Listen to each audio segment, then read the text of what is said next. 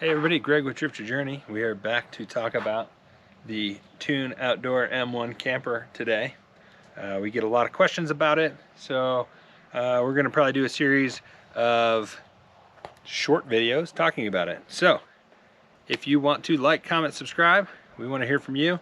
And if you do purchase anything through any of our links down below in the description, it does help support the channel so we can keep doing this. So yeah, one of the big questions we get about it is, what happens with this giant wall? Basically a wind block. And what does that do to your mileage? So your gas mileage. So what I will say, we've put, I don't know, 1,000 miles on so far. A couple tanks through it with our normal driving conditions. And we have a general idea of how much it has changed from the stock vehicle to with the camper. And we do have a big trip coming up where we're gonna go from Colorado to California, maybe down in Mexico for a minute, and a lot of highway driving there. So we will do another video seeing what we do on highway. So before I get into it, the truck itself used to get about, I'd say 19 miles per gallon overall. The most I've ever seen was I had a 20-gallon tank right before we put it on.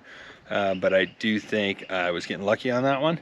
But yeah, overall I was averaging 18 to 19. And now that we have the camper on, same type of driving conditions. I've been using four-wheel drive, going up to the mountains, and I'm getting generally right around 17. So I'd say 16 to 17. So theoretically, we have a 2 mile per gallon fuel loss. So why does that matter? People are gonna say, oh, that's horrible, or that's not bad. Well, frankly, when we got this truck and we went to this setup from living in the van, we wanted to have better fuel economy because our van was actually pretty bad. So for the last 5 years while we were traveling full-time in a van, we were averaging 15 miles per gallon.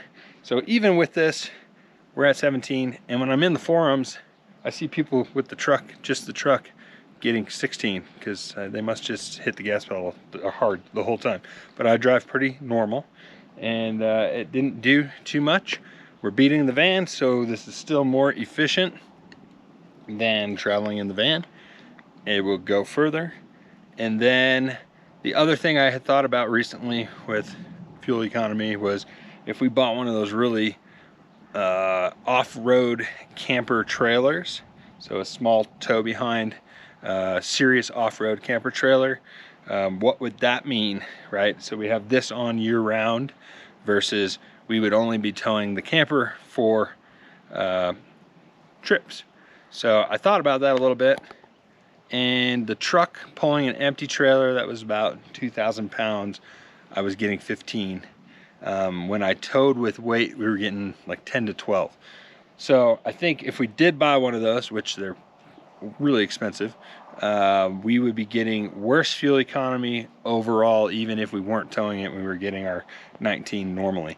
So I think having this on year round and losing a couple miles per gallon, we're still ahead than if we bought a pull behind. If anybody has any of those, let me know what it did to your fuel economy, but I think we would be worse off, and I think they're like 30 to 40 grand. So we didn't want to go that way. So yeah, that is the initial how much fuel loss with the camper on. On their website it says 2 to 4 miles per gallon. I'd say we're sitting on the 2 to 3, more towards 2. So that was good because I was going to be nervous if we were on the other end. We're still beating our previous vehicle, and we can go further. So yeah, if you have any questions, leave them below. Like I said, shop through our links. That'll help us out. And thank you for watching.